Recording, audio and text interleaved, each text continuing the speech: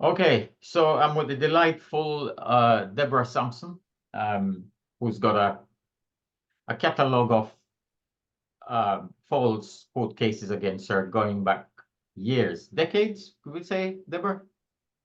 Yeah. And you've won a lot of things, some significant ones, and you've been hammered. You've had your grandchildren taken from your care, and that's probably the worst thing. And then they're appear to be after your house and trying to put you in prison all at the same time. So today you had a knockout hearing at the Snaresbrook Crown Court, and you're going to take us through some of it. So, yeah, how did it go at the Crown Court today? How did it conclude? And we'll come back to the beginning and some of the other stuff, but just give us the juice at the beginning. This is the thing. So I arrived for the designated time. You have to speak up a little bit because your microphone is not wonderful. I was told to arrive at 2 o'clock. Nobody was about. The solicitor wasn't there. The barrister wasn't there at all. So I was left waiting. I did go in and put in my statutory declaration upstairs. I went to the administration office. I asked them to stamp it. They said that they don't do that as a magistrate's court, although there is a magistrate sign at Snaresbrook. So you're in the Crown Court on a trial, which you could go to prison, and you go to file your statutory declaration and a crime report, and they're telling you that you can't file it there. Yeah, they said I couldn't get it stamped. No, you can't get it stamped there. Yeah. Yeah. Can you imagine how dumbed down we've become that they can tell us things like this? Oh, we can't stamp your document. Crazy. So I the only way you can prove that you file it, that's why they have a stamp that says received. Yeah, it's the only way you can prove. And they're telling you, oops, sorry, they're telling you they can't stamp it. So they took it in the end, right, with some. Yeah, so basically, she told me I had to go to magistrates in Stratford or somewhere, but I didn't have time. So I took that back. And what she could do, I gave her the police report. Right. And she said what she was able to do was put that on the file, on the account, and I wouldn't be getting back. So what I did was stuck the stat deck straight under the counter and said, okay, do the same with that one then, please. I don't need it back. And I've kept the original copy, and I put that in. And she assured me that it would go up onto the system. So that was that. I came. So I'll just backtrack a little bit. You had a crime report that you filed online and had a printout with you. Yes. And then when they saw the crime report, they thought, oh, we'll accept this one. Yeah, potentially. I think I could have put more paper in. It was that statutory declaration. They point blank refused to stand up to get it somewhere else. But we were going to do an affidavit, and then the affidavit, they seem to take an offense to it. And then the statutory declaration is the next best thing. And they're telling you they don't want to accept that. Because we were saying in all the bundle of papers and all the papers and wheelbarrow loads of paperwork, that the statutory declaration, which is signed and thumbprinted, is the only authentic document in the whole heap. Absolutely. And they wanted it notarized or witnessed. Yeah, but you had a thumbprint on it. Yep. So for the record, a thumbprint is as good as and better than notarized and witnessed, because it can authenticate you.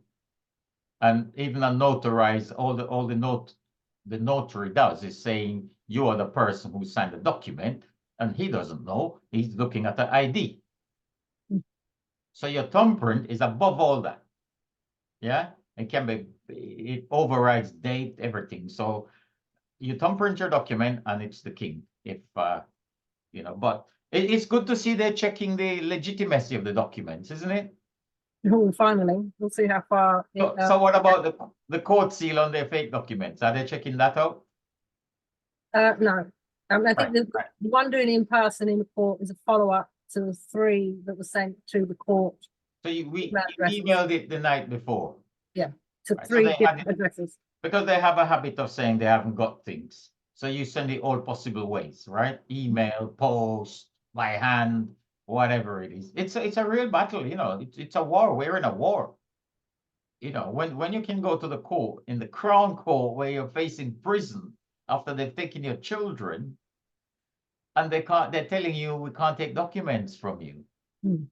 You understand? We have a battle here. It's just above your case and my case.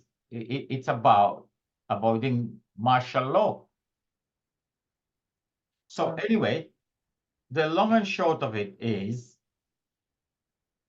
they said it was 2 o'clock, but you sent a message to your solicitor. What? You met your solicitor yesterday. Tell us a little bit what happened.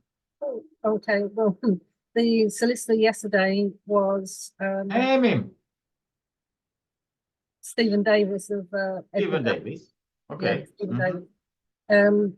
So he was referred to because the original solicitor was on holiday, and I was to see him. So he called me the other day to come in and wanted to conduct a conference. I found him to be extremely hostile. Hostile. He's gonna prepare you for the hearing today, which you're potentially facing prison. Yeah, no, that's true. I get he's doing. And he's hostile to you. And he's earning money. Why is he hostile? What could you tell me what could trigger him to become hostile? What were you asking him for? I think what was I think he'd got the stack that I'd asked for the layer of information and some other stuff in email. So when I'd spoken to him on the phone, I said I still wanted to discuss that. So I think he was prepared and wanted to have control. It was a bit awkward, and I had to bear with it. But he did at one point suggest that I did it his way or look for another solicitor. And this His was- way. And can you tell me what his way means?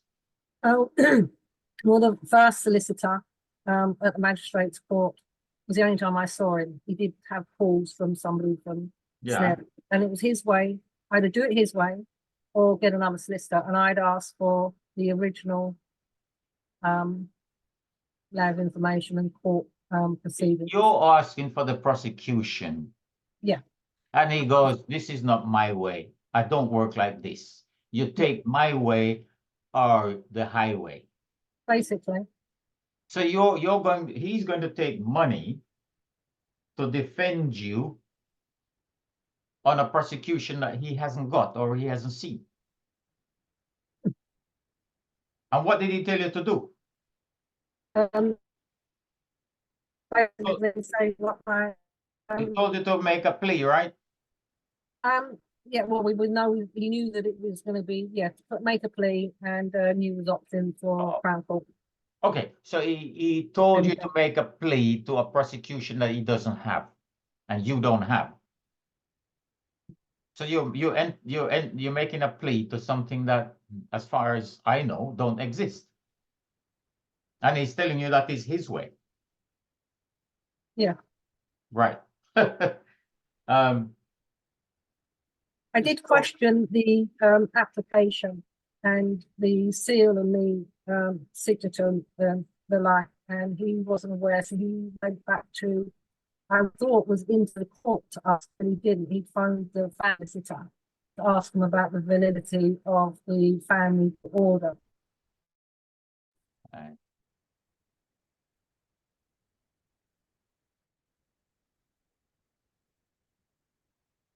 What happened? We lost the connection there. Oh. It looks like we haven't lost the meeting. Right. Looks like we retrieved the meeting, so that's good. Okay, so so today, they told you it was a 2 o'clock hearing, and then when you got there, well, you checked on the internet, but your case wasn't on the listing online, right? Yeah, first it wasn't on, it's not on the online listings. On the court listings. So that tells you something. And when you got to the court, did you manage to check I did find the paper things for the court, and that was listed then for 3:30.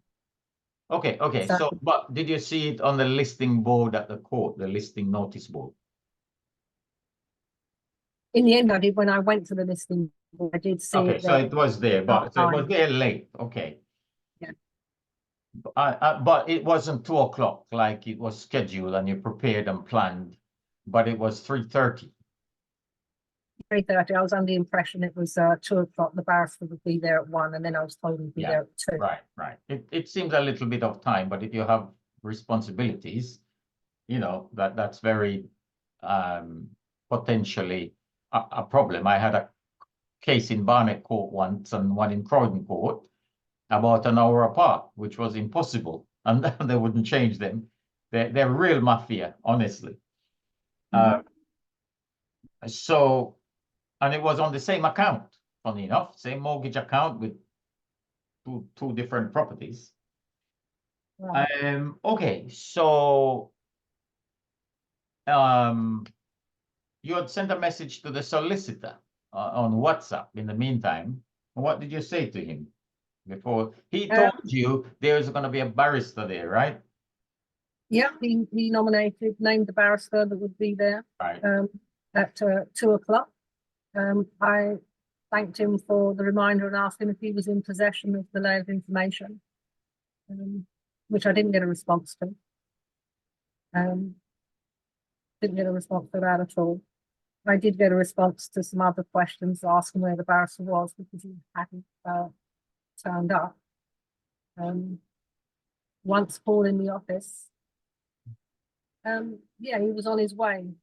But then it transpires that that barrister had been sick, the reaction to something at 1 o'clock.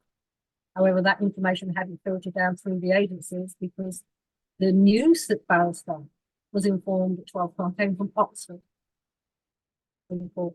And she did have sight of the statutory declaration. Right. And that statutory declaration is a killer, right? Yeah, I hope so. They're trying to spell it out. They're going on the lines of the judge. It's not in the best interest. Okay, so now let's have a little peek at the statutory declaration. Let's try and share the screen. Boom, boom, boom.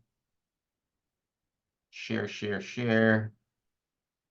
Where are we? Yeah, so this statutory declaration, for this case is about that you violated a community behavior order, criminal behavior order, right? No, non-molestation order. Non-molestation order. Okay. Yeah. And this non-molestation order came about, blah, blah, blah, mysteriously, because there was never, nobody made an application or a trial, or it just came out the blue. Okay. So back in time, so you've done this statutory declaration, and we'll just run through quickly. You're saying here, back in 2014, you were assisting somebody called Hezwan Johnson on his illegal eviction, and you were arrested for obstructing the police and stuff, and it went to court, and you argued the case that the warrant was fake, right? Yeah. And you won the case. Yeah. Okay.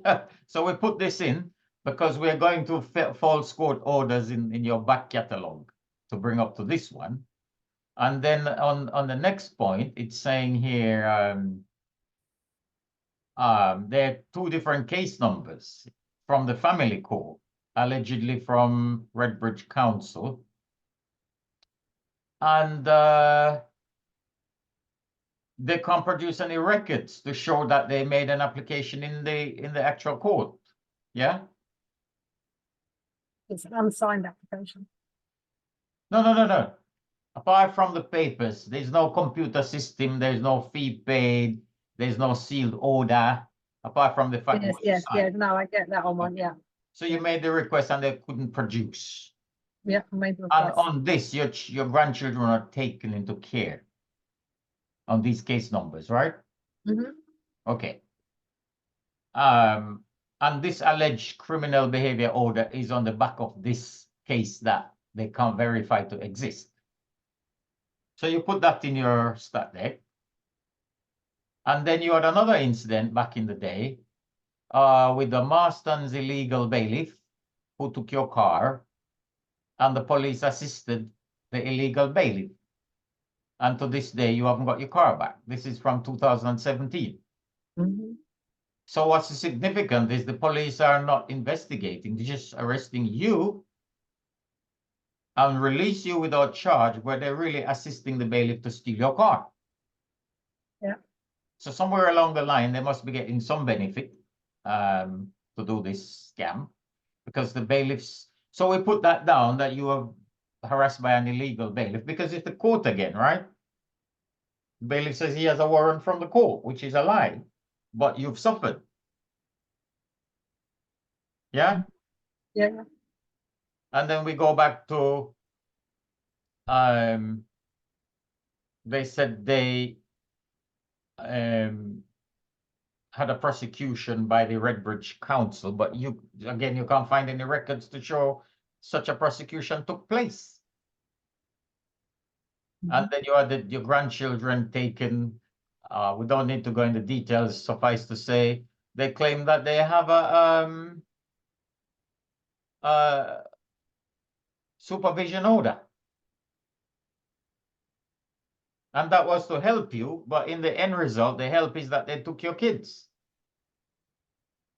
Okay. Yeah, that's the supervision.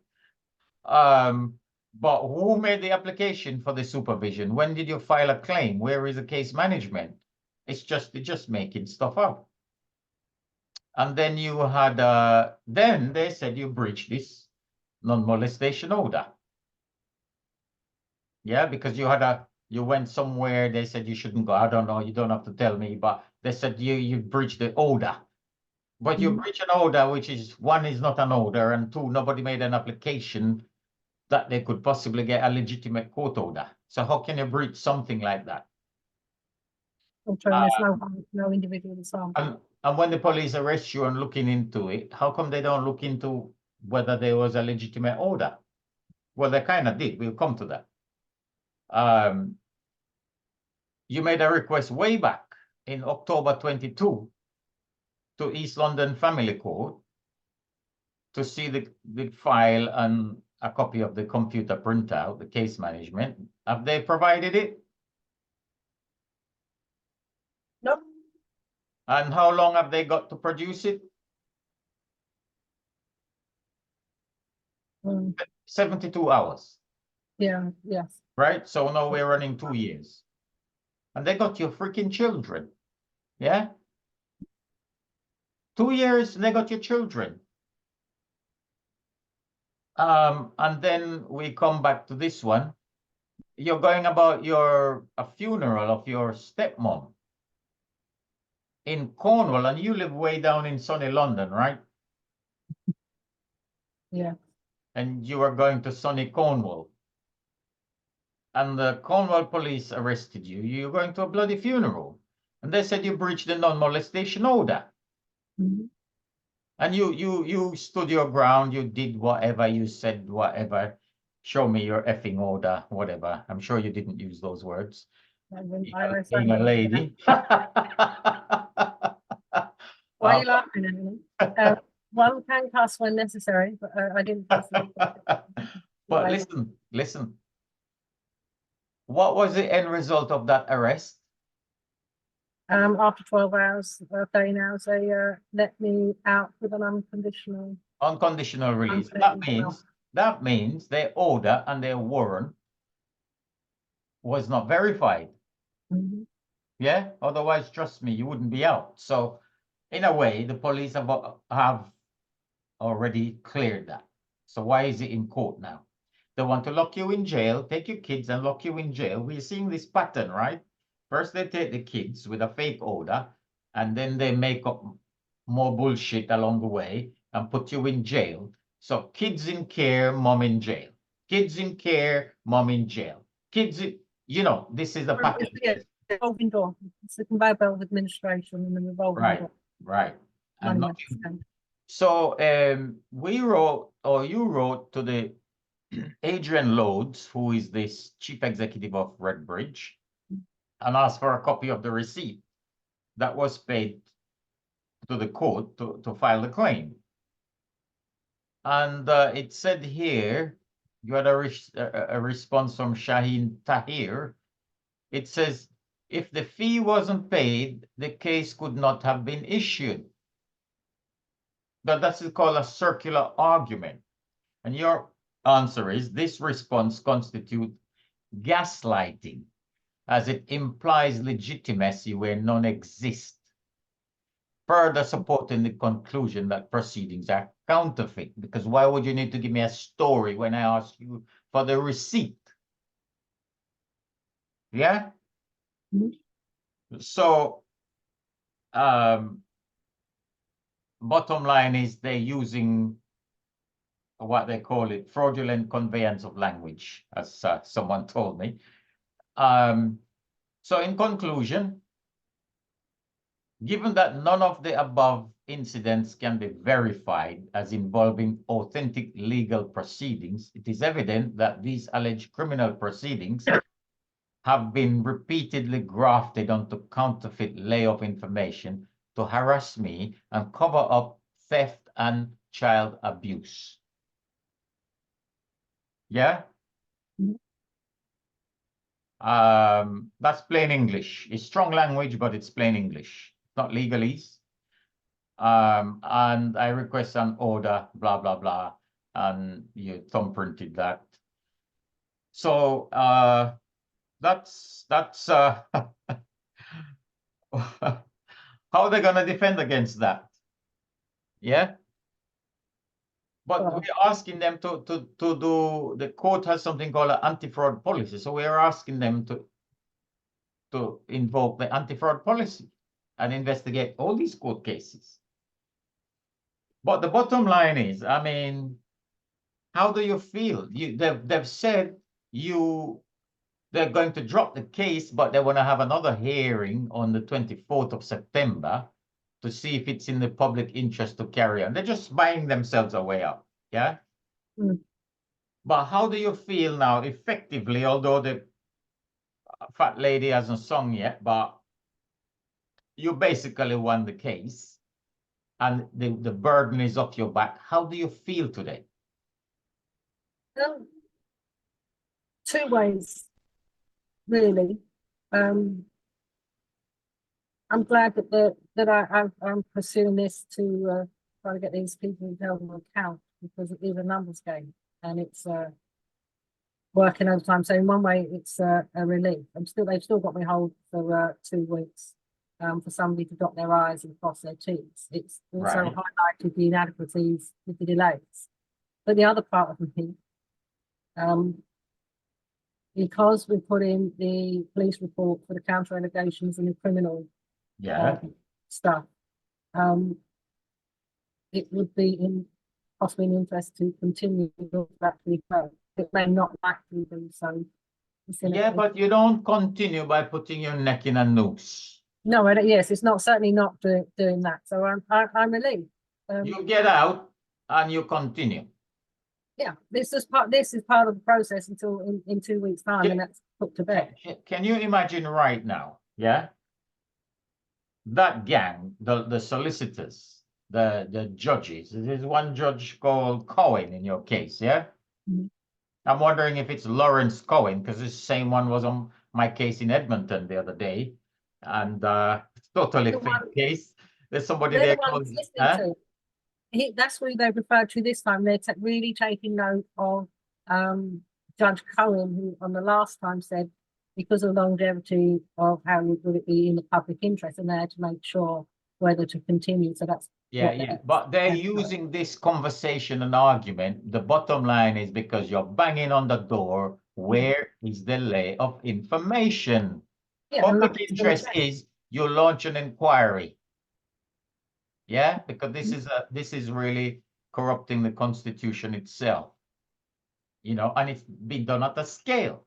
And how can so many people be fooled? I just, you know, Yeah. so, you know, I'm trying to write a book, calling it the 60 million fools, right? So how we all get deceived by some very simple deceptions, and we buy it, and people believe it so much they won't even question it. You know, they won't even attempt or even look. It's hidden in plain I sight. have been, yeah, and I have been questioning this borough for quite some time under that Yeah, multi stuff, and they will come for you to dismantle you any which way they can. So yeah. I been an mean, arduous, it's been an arduous task. It's not been easy. yeah, I mean, you've had a catalog, and even some cases we didn't. I mean, you won a case in the tribunal recently about relating to these same matters, where they were charging you for harassment, and they have a prosecution running, and they're just using the court facilities against you all the time, and they didn't file anything authentic in the court. So, you had another one long ago, a complaint against a PC Ahmed. You had the IOPC upheld the complaint, but he's not been arrested, Right. and you didn't get any compensation. You just say we upheld the complaint. Then why would this, you know? So it's a tremendous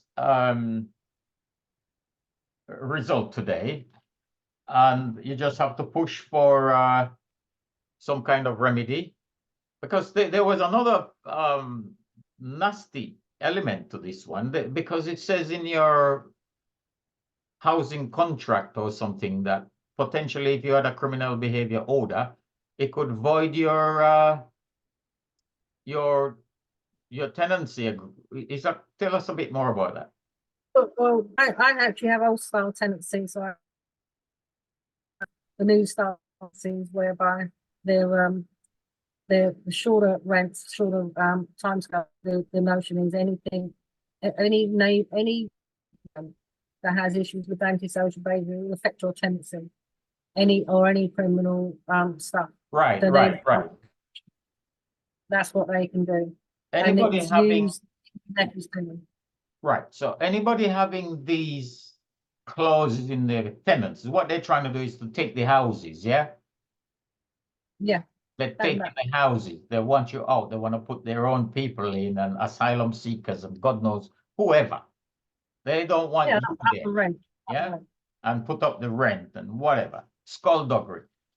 But whoever gets into the situation that there is a criminal behavior order, and you don't realize it's putting the roof over your head in jeopardy, you gotta. Yeah, I don't have a criminal behavior. I don't have a criminal behavior order. No, but that's what they said. They had they had a antisocial. They had some order, right? Whatever. Yeah, so there's one with the anomaly with the harassment by neighbours. Right. There's another one. Yours is a non-molestation. Yes. So, or anybody saying they have an order, one, you gotta verify this order is an order issued by the court, and you gotta verify, did they make an application? Is there computer records? Did they pay a fee? Where a fee is payable in the civil court, there's no fee in the criminal court. These things got to be sealed by the court. They got to be served properly. That's how you verify. Don't go fighting a case that you don't know if it's a case. You verify. Yeah. You understand? Now we see so many people who are helping others, mainly with good intention, but they're doing appeals and judicial reviews and all kind of fancy things on a case that the case don't exist in the system. There's papers flying around, but they're not legitimate, authentic documents issued by the court. They were made up in somebody's office somewhere. But look, you were up, what time you were up in the night preparing all this paperwork? So grateful to you having me up until 3 o'clock this morning. It's a good thing you're a night owl, yeah? Well, we all do, yeah, it was going to be done earlier, but we all get busy. Once we started, it was going to be short, but then it unveiled over the years. There's more that was added, and there was a few golden nuggets. Yeah. Listen. It's a knockout. It's a knockout. Bringing in the warrant from the Eva Road eviction. Is absolutely key. Absolutely key from way back. Because it proves the concept. Yeah. In court, you proved, it's a miracle the court. And by the way, Mr. Johnson hasn't got his house back either, even though it was proven in court that it's a counterfeit warrant. So if we have a situation where people can counterfeit warrants and be getting away with it, we're doomed, right? Well, what it does do in this arena or this game, it does dismantle the family, and it has had cause and effect. And people drift by the wayside, and it's sad. So there is a cohort of people that have been around for 10 years doing this, and some of them may have slipped back and come back in, but cause and tendencies are to dismantle and change. So we're back on the rise to sort this out. But before we finish, there was another issue that I'm Peter, and this is regards to a woman that had a child, and to do a birth certificate in a hospital, right? Whereby it's all on. It is public. This has been for some time, right? The baby was born. She had a cesarean. I was there to make sure that she was started to be stitched up before they unlawfully sterilised her. After a couple of weeks, she went into hospital, asked me to come and pick her up to take her home. The nurse, this is very careful, the nurse asked if she was registered with the baby. And she said no. I took the baby home, and she went on to have a couple more children. Had been registered, obviously they'd asked that question for a reason, and had she registered the baby, then they wouldn't have potentially not allowed me to take the girl home, who's now 12 years old. Phenomenal, because the birth certificate, ladies and gentlemen, you research this one. They turn you into a like investment instrument, because they give you a number, they can trade that number, and they attach it to you. And it's all trauma. It's the revolving door. And you don't understand that when they say Mr. Badaloo or Mr. Smith, that they're talking about the investment bond, but you are associated so closely with it that you don't even know. Unless you disassociate. Let's just pull up the thing here to show quickly what we mean by that. What you do? Do you see how the name is put here? Deborah Sampson, that red ink, with the two little dots in front. Those dots mean it's real, like time. If it says 12 o'clock, you see the 12 dot colon 00. That it's a real thing, because on the birth certificate it has our names in capital letters, like here. So you say Deborah Sampson, which is the normal U, is the authorized representative of Deborah Sampson in capital letters, because that one is on the birth certificate. That's an investment bond. Absolutely, but just on another, the birth certificate's changed. Those born right, and when you do this, different to the new ones. All the new style are in all caps. Mine is slightly different. As ours, but it's changed over the generations. So when you do it this way, it scares the life out of them, because nobody's supposed to know this, right? So imagine you're dealing in commerce and law all your life, and you don't actually know the rule of the game and what is happening. You're just floating along and running on belief, which they program in you from TV programs and school curriculums, who is written by, I studied finance to the highest level, passed, qualified, whatever, managing 300 million. I didn't know what money was. It's not in my syllabus. It's not necessary to know to pass the exam. You study law, the word man is not in Black's Law Dictionary. So this is the world we're living of, deliberate miseducation. And, you know, but listen, let me, I'll just say, you know, congratulations, well done. And you've got such a history and a catalog. I was saying to you earlier, you have to write a book. You have to just document what you've been through and these things. It should be very easy. Just catalog it as it is, and boom, it should be a bestseller, and make it a little educational. If you want a book writing coach, you just knock on my door. But I think you should, because you've had a very good catalog, and I think people can learn a lot from you. And you're a hidden gem, Deborah. I appreciate that. Thank you very much. All right, thank you. Yeah. So thank you. Not the first one I can tell you. Thank you.